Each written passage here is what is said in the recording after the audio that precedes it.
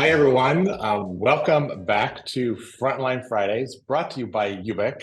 I'm Ron Thurston, your host and the voice behind the Retail in America podcast and a co-founder of the upcoming platform Aussie. And I'm coming to you live from Art Basel in Miami today. And on this podcast, we sit down with leaders inspiring excellence on their frontline teams and to learn what they do differently. And today I'm thrilled to welcome Matt Goodfriend from GameStop to the show. Matt's career at GameStop is one of accidental beginnings and remarkable achievements. I love that line. As a senior manager of learning and development based in Dallas, Matt has risen through the ranks over his 18-year career. Starting as a part-time associate in stores, he became a store manager and then a district manager, and now as in the corporate role, really exemplifying adaptability and dedication. Matt was recognized as a 40 under 40 winner by Retail Touchpoints this year, and you can see him on stage at the upcoming NRF conference in January, discussing GameStop's quest for modern frontline operations through unified tech and AI. Matt's unconventional path to a career in learning and development started early with a personal love of learning on an interest in teaching, and he actually studied biology in college before focusing wholly on his retail career, which certainly sounds sort of accidental to me. And his journey in retail has been a blend of continuous learning and unconventional teaching, proving that diverse experiences can forge a successful and fulfilling career path. So Matt, welcome to Frontline Fridays. I'm excited to have you here. Yeah, thanks for having me, Ron. My pleasure. So I want to jump in on kind of leadership growth in the field, because you are a classic representative of someone who may have had aspirations to grow into leadership roles and maybe into learning and development. But I want to just have you share a little bit more, that you spent your first 13 years of your career in stores and kind of your evolution into a multi-store leader at GameStop. Yeah, so I started as a part-time associate in a GameStop's store in Toledo, Ohio. Shout out to 4843 if you guys are watching this. Yeah, started part-time, became a key holder, an assistant store manager, ran 2 stores for a short period of time. Also did our internal development program, which at the time was called Group Store Manager. So kind of training to become a district manager. Ran 4 stores at that time, and then had districts in Flint, Michigan, and based out of Lexington, Kentucky. So a lot of different stuff over my career, a lot of different movement around the country. And when you think about your experiences coming from the field and working in learning and development today, how does that influence your work? Because not everyone like you spent the first 13 years in stores, leading stores. And so you have a very unique point of view when it comes to learning and development. Can you share more about that? Yeah, I've been on the receiving end of a lot of things, whether that was communications or actual training or leadership development, all these different things. I was the quote unquote end user. So a lot of that was giving me the ability to understand what I did like, what I didn't like, how I could adapt things, and can just continuously learn. That's the goal of all of it, is just what can I learn? What can I take away from all of this? So, stepping into now in an L&D role, I'm thinking about what's that end user look like, right? So is it a store associate? Is it a field leader? Is it someone in HR? Is it someone in loss prevention? And really taking that and how do I make them understand the things that we need them to understand, while being very cognizant of what they're going through on a day-to-day basis. So having done it myself, really understanding what do the time limitations look like? What do the just general learning and tech limitations look like? And using all of those to develop things for them as well. And the continued evolution of those tools. Yeah. and how learning and development, based on what you know coming from the field, you understand things like time constraints and staffing and the challenges, and I'm sure release of certain games causes all kinds of additional traffic, and the complexities of it, even on a small square footage store, are really high. So you think adoption and learning and development is a key metric. And I just love the fact that you have done all of those roles in stores. You've had every role in the field, and now you can create things that seem more relevant. Yeah. And you really have to think about those things, like what's the operational planning around this? We want to deploy something new in terms of training, but there's a game launch and it's a heavy operational week for them to be completing inventory counts and things like that. So really taking all of that into consideration, which prior to being in L&D, I was in communications and operational planning with on the same team. So having that insight and that learning was important as well, and being able to create those partnerships with those peers in the company too. Right. And when we first had our first conversation a few weeks ago, you had mentioned this concept of kind of doing better versus being better when we think about learning and development.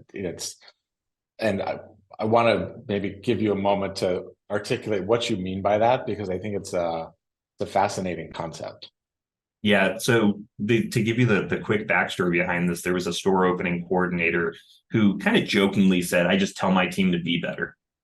And I kind of thought about that for a while, and okay, well, what's the difference between being better and doing better, and all those different things? And in Highlights magazine, there was a comic strip called Goofus and Gallant, and the simple version is like Goofus shuts the door in people's faces, Gallant holds the door open for people. So it was that kind of comparison between, they're both action, but how does that action affect the people around them? So one of the earliest examples of when I kind of applied this to a real situation was when I was a store manager, and it was around net promoter scores. I was not getting great net promoter scores, and okay, what can I do to change this? I can do better, and I can just kind of smash out the system and get as many surveys as possible to reduce the impact of the negative surveys, or I can be better and change the customer experience for this, right? They're not saying it's bad because I'm not getting enough surveys. They're saying it's bad because they're not getting the best experience in the store. So now adapting that to other things, we're looking at how do we change things fundamentally and not just put a Band-Aid on whatever the problem is. And where are you learning what the field needs to create? Because I wanted to ask you about how you were creating content, but how much time do you get to spend in stores, asking more questions, kind of going back home, as many of us that grew up in stores love to do, go back where it all started, and it's our happy place for sure. How much time do you get to do that? I wish I got to spend more time in stores, but thankfully over the years I've created a great peer network within the company, and that's everyone from store managers to district managers to regional directors. So I have hundreds of touch points where I can just shoot them a text real quick, or send them a Teams message and ask those questions. What are the pain points that you're seeing with this situation? How can we make this better? But we've also got some internal review programs, one of which we call the GameStop Think Tank, where we have a set of district managers and regional directors, and they bring us information around what's working, what's not working, what suggestions they have, and then who's doing a good job from the corporate perspective. That was one of the things that I wanted to build the most coming to the office is we need these bridges, we need these connections, we need to be able to have conversations with the people who are on the receiving end of things. So that's a big thing for us is what's the problem, and then what can we do to go and fix it, and not just the Band-Aid, but change it fundamentally. Right. And how do you go about creating a safe space where people can be honest about that? Because I also think sometimes it's difficult to share what doesn't work, because there's perception on both sides. this may be a little bit off topic, but there's a perception of the field from headquarters and the perception of headquarters from the field. And you've done both. So you sit in this space of, I understand both sides and maybe why things don't always show up that way. So how have you helped create that bridge as you described? Yeah, as I've interacted with people, and I still make phone calls to stores or to district managers and things like that, even people that I don't have a super close connection with. I sort of embody, and my team kind of laughs at me for it, but I embody a gloves off approach to leadership. So just give it to me straight. I can't fix it if I don't know what the issue is. Like just give it to me. Now, if you're going to come at me and be like, Matt, you suck. Okay, but why? Why do I suck? What can I do? What actions can I take? What can we do to fix it? So I think that's really important when you're building trust is to allow somebody a safe space to vent, to give you the truth, to give you really the real thing of what's going on, because historically sometimes leaders will, like, speaking from my experience as a district manager, I had peers who would, if we had an executive visit, I'm going to take you to the best stores. I just want to take you to stores. I want you to see what's actually happening. If there's a problem and I can address it, then I will address it. But I want you to see what's real. I want to see what's the real impact of the decisions that we're making and the actions that we're taking. It's such a healthy way to create that dialogue, because you're right, that's building trust and saying, I want to see the real side of this, and then come back to the field and say, based on what I've observed, here's where I think we should go. Does this feel right? And I think that creates such a culture of trust and transparency that creates a great just culture and work environment. So congratulations on that. Sounds wonderful. I want to talk about just creating, again, kind of this learning environment where people want to learn. And sometimes that can also be tough. And you are a YOOBIC customer, and all of your very large store count. And so how have you created this culture of learning? Is it some of it related to what we just spoke about? Like, how do you do that? We've kind of coined the phrase ecosystem of learning. So we kind of have, there's two big things. So that ecosystem of learning, and then making things evergreen, right? So when we deploy something like an e-learning course, we want it to reference documentation, and we want that documentation to reference a video, and we want that video to reference the e-learning. So we want things to flow together so that generally there's about 80% of the total content in each individual piece, but as they flow through that content and find other pieces of it, they're learning and they're retaining better, because it's harkening back to something they already know, but then providing new information so they can make an attachment to it too. So that's kind of the key there for us is making sure that there's a flow to the information, because the other thing is they might not have time to dive into e-learning. They might just want to search for the documentation around it. They might just want to watch a 1.5-minute video. So how can we create that flow? And the evergreen piece that I mentioned, the documents for us are easy to update. For anybody in the L&D space, e-learning can be easy to update, but it's not always the easiest thing to do. On our prior platform, we used essentially was flat PDFs and quizzes. Well, if it's in flat PDF format, then it was probably designed in maybe Illustrator or InDesign, and you've got to go back and find that original file and edit that original file. But now we're able to edit things much more quickly on the fly. And because we're using that sort of ecosystem of learning, we only have to edit one piece. We're not having to edit each and every section.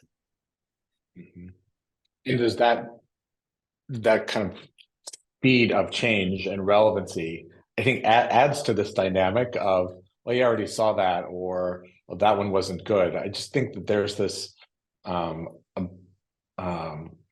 it's kind of willingness or ability to continue to create newness it's what we all crave. And so there's new ideas all the time. And that, and my perception is, it keeps that culture of learning alive, because you're always giving newness. You're updating things often, which I know is a real challenge. I think, 17, 18,000 people in the field. That's a real task that you have. Yeah. We also think a little bit about what we've deemed the Wikipedia effect, which is you go to a Wikipedia page, you click on a link, you read a little bit, and you go, well, I want to know more about that thing. You click on that link, It takes you another page. You read a little bit, I want to know more about that thing, so on and so forth. And that's one of the mentalities we have around our content, is how can we make them want to keep pulling in more information because they see something interesting. Yeah. It sounds like it's working, but it's great to have the tools and the resources for sure. I want to kind of jump in, with the first thing often people think about in training is role plays, and everyone in all of my decades, we're going to role play this today. People roll their eyes and don't want to volunteer, and don't want to do something maybe in front of their peer group. So how do you approach things like selling and customer engagement without creating a bunch of role plays that nobody wants to do? Yeah, I mean, we still do role play. We just don't call it role play, because when I think of the phrase role play, it's playing a role, right? And when our associates think about playing a role, sometimes that's the most perfect scenario, or a scripted event, right? Someone comes into the store and they say, I want XYZ. What are 3 things you'd offer to them?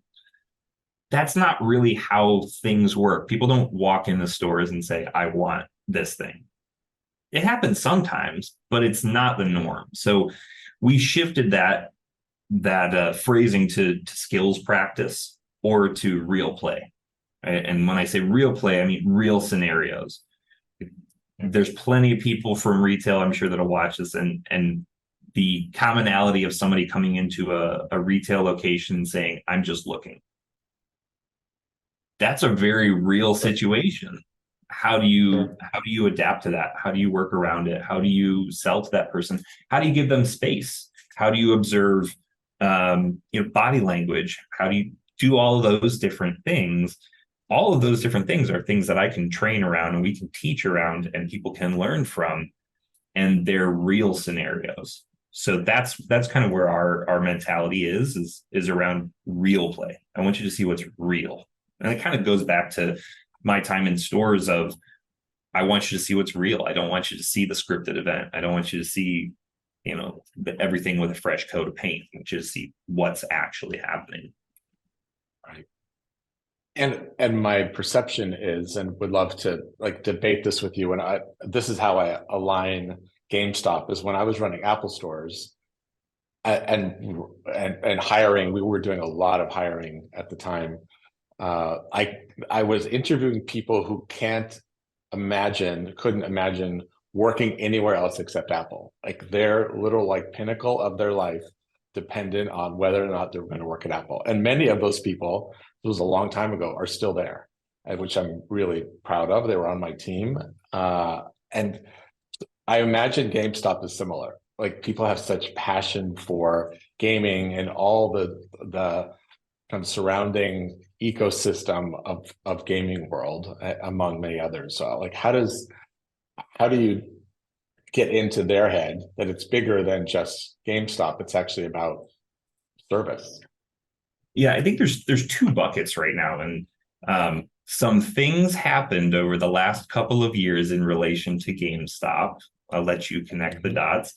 That we've got one bucket of folks who are really passionate because of that, and we've got another chunk who are really passionate because of the products that we carry, right? So you have people who really, really, really want the business to succeed, but maybe don't know anything about the industry. And then you have people who are really passionate about products, but don't know anything about the industry. So we use that to connect in a way that relates to, how does it affect my fellow associates? How does it affect my business? How does it affect my customers? And use each of those buckets to tie things in. right? So if you want to understand the business of the customer, then you're going to be looking more at things like net promoter scores. If you want to understand the business of the business, profit and loss sheets. If you want to understand the business of your peers, turnover rates, things like that.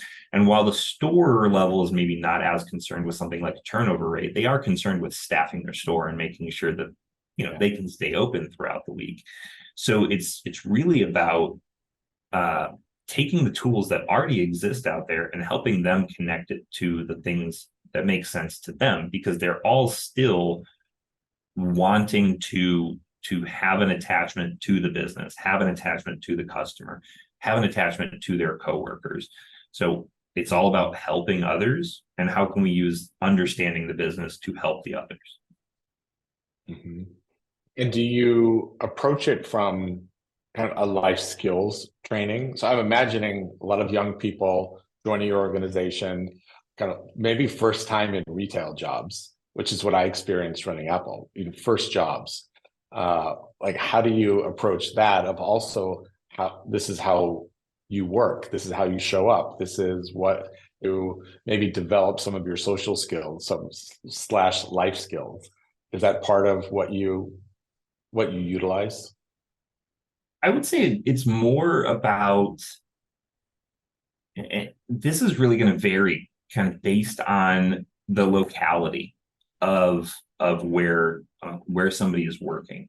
So I was fortunate enough to have somebody who connected with me and said, hey, if you want to be successful, you create clear expectations, you hold people accountable, and you follow up with them. Just do those 3 things.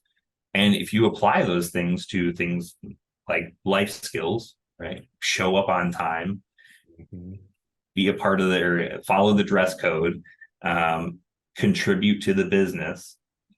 Those things are going to affect them in other ways, right? So, if you learn how to follow the dress code at one location, you can learn how to follow the dress code at another location. You can understand the implications of how you are dressed and how that affects other people around you too. When I first started with GameStop, our dress code was khaki pants, button-down shirt, dress shoes, belt. That's not really our clientele, right? And it's evolved significantly since then. But having those foundational skills of like knowing how to dress professionally, I've been able to carry on further past that, because, well, this is the expectation. I need to be professional. So I do think it connects to the life skills, but in a sort of backdoor way, helping them understand why things are relevant to the business. Yeah, and maybe not be so obvious. You're right about it, because that may not be well received. But there's value whether they know it or not, of the things that you're providing, and the tools and the resources. I want to go kind of back a little bit to creating content. And so this, how are you utilizing all of your corporate business partners? Because when you think about learning and development, and my experience, you're pulling from planning, buying, products, design, certainly stores, as we've spoken about. Like, there are a multitude of business partners that you have to connect with, that all want something from stores, and all want training and development based on what they are doing today or for the season. So how do you approach that? It's really about, if they want something, then they need to understand what's also wanted of them. If you want this to happen, then this is what needs to happen. So I mentioned I was in communications prior to being in learning and development, and it was really about creating those connections so that when a new product was announced, we knew about it, or we knew about it in advance, so that the training team could work on building out training content on it. If a policy change is happening, we're right there in the weeds with everybody else, with IT who's making coding changes to something in the POS system, or we're with the communications team, or we're with the merchant that needs to be involved in those things too. So it's really about creating those connections, and just allowing there to be a personal connection, not marred by the fact that if something screws up, and we need to have a conversation about it. But making those connections and making sure that they understand, like, I'm here to support your part of the business, support my part of the business. It's a give and take. Yeah. And and I guess what's most important to the field today when it comes to training? Is it kind of advance notice of new releases? Like, where's their head today? It's all over the place. I mean, this time of year, we're not deploying like any training because we don't want to mar Q4. We want to make sure that they can take care of the business, what they're doing. But just before Q4, we had a couple of policy changes and we had a lot of new product coming out. So let's give you the product knowledge. Let's make sure you're educated so that we're running a proper business throughout the rest of the year too. So I don't know if there's one that the end user believes is the most important, because sometimes training is a burden. Like, no, I've got to go through this e-learning course and do this and that. But we want to provide that library of content so that they can go and learn when they need to, not when we tell them to. Yeah, absolutely. And you'll get more buy-in from that because of it. You're not chasing a deadline, you are asking for behavior, the evolution of behavior. Matt, we had kind of touted this conversation around this idea of discovering your authentic leadership style. And we have the last few minutes here. I want to make sure that I give you that opportunity of, because growing up in field, having all those field roles, and then also now in a corporate environment, how have you developed your own personal authentic leadership style, and how do you speak about it? We discussed in an earlier conversation the sort of the ask for a lot of executive, or the ask from a lot of executives to have people be jack of all trades, especially in times there's layoffs happening, there's reductions in force, there's realignments, there's all these different things, and you commonly hear, I need you to be a jack of all trades, I need you to be able to support with this because of that other thing. And conversation that I've had with multiple teams here is, I don't want you to be a jack of all trades, I want you to be a Swiss Army knife. And we had this conversation that Victorinox makes a great knife. The knife is some of the best. They wouldn't have making these knives for over 100 years if it wasn't a good product. The corkscrew's okay. Like, it's kind of weird. It's in the middle of the Swiss Army knife. The toothpick's plastic. It's not great. It wears down, but the knife is still the best part about it. And you can use that knife for leverage with the corkscrew. You can use the knife to sharpen the toothpick to make it a little bit better, when it gets dull. And so I wanted my teams to find, what's your knife? What's the thing that you're really good at? And how can you use that to do other things? So, like, personally, I think, not to be cliche, but like, I'm a people person. I'm good at people, and I'm good at wanting to learn. So I use those connections throughout the business to learn things. When I stepped into learning and development, I didn't know anything about learning management systems or authoring tools or some of the foundational principle, like the models, ADDIE, SAM, Bloom's taxonomy. But I use the people connections to learn those things. And so that's where I think is the key around authentic leadership, is everybody knows what they're good at. Whether or not it's something that they're the best at, they're still good at it. And how can you use that thing that you're good at to continue your development and continue to be your more authentic self? Like, and what's your knife? It's like, it's a motto that I feel like should be utilized, or like, a big banner around your desk. Yeah, I need to get like something behind me. But behind you, what's your knife? It's unique to you. I love the analogy, because it gives you a visual on exactly that no one's good at anything. but what's your knife? I mean, no one's good at everything. What are your particular skills, and what are you not good at, and where do you need to pull resources? It's learning and development's not about becoming an expert at everything. It's like discovering who you are. Yeah, I think that's a big call out, is that the big thing about learning and development is that you're not the expert at everything, and you have to make those connections. Great. Well, Matt, it's been a pleasure. Thank you. Congratulations on 18 years, with GameStop, and your continued growth and what you're doing for the brand. It makes a huge difference. So thank you. Yeah, and I'll see you at NRF too. Yeah, sounds good. So thank you again, it was such a joy to spend time together. To our listeners, keep learning and inspiring. The next episode of Frontline Fridays, which will be the first one of 2024, is on January 5th. Guest to be announced soon. Make sure you follow YOOBIC on LinkedIn for all the details. And if you're on the hunt for communication, micro-learning, task management tools to guide your frontline teams, as Matt has described, check out what YOOBIC can do. So we'll link that in the comments. And have a great weekend, everyone, and happy holidays. And we'll see you here on Frontline Fridays on January 5th. Thank you. Thank you, Matt.